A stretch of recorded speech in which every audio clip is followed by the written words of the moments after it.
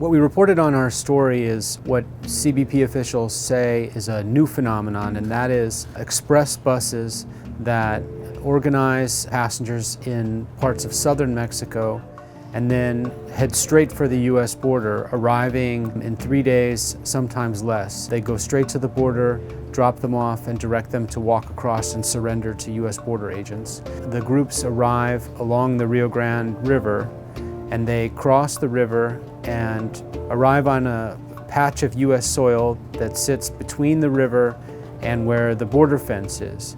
It's this kind of no man's land territory. It's U.S. soil, and by arriving there, these families have the legal right to seek asylum. U.S. Border Patrol agents have to take them into custody and begin processing them.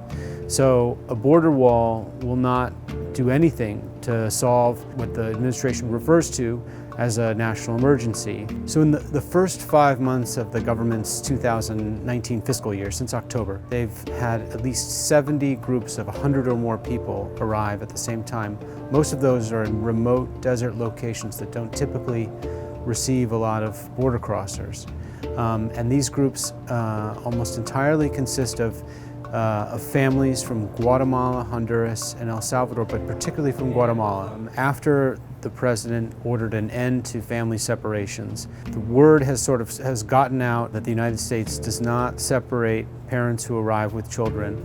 That has been used by smuggling organizations almost like a selling point. And now across Central America, but particularly in rural Guatemala, you see these smugglers enticing families to make the journey.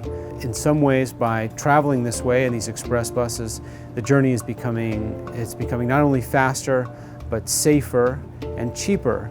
Last month we had more than 76,000 unauthorized border crossings, and this month we're on pace to approach 100,000. These are levels of kind of unauthorized migration that we haven't seen in at least a decade. And I think the current dynamic shows the way that both parties are really unable to accommodate themselves to a new reality at the border, because the president continues to use this to talk about a border wall, and a border wall isn't going to stop the current migration trend, because people can arrive on this no man's land between the river and the fence, and they have to be taken into custody to start their asylum claim. Along those same lines, Democrats continue to say that migration is at a historic low, when that's simply no longer the case.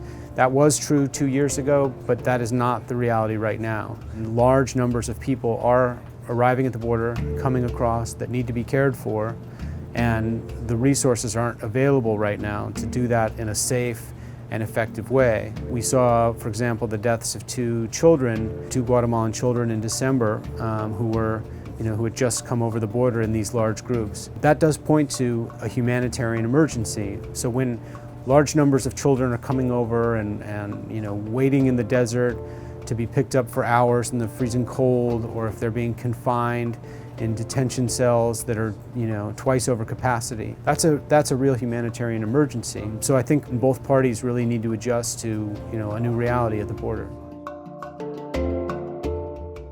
Hi, I'm Elahe Azadi, pop culture writer at The Washington Post. Real journalism matters. Subscribe to our YouTube channel to get our latest reporting and analysis.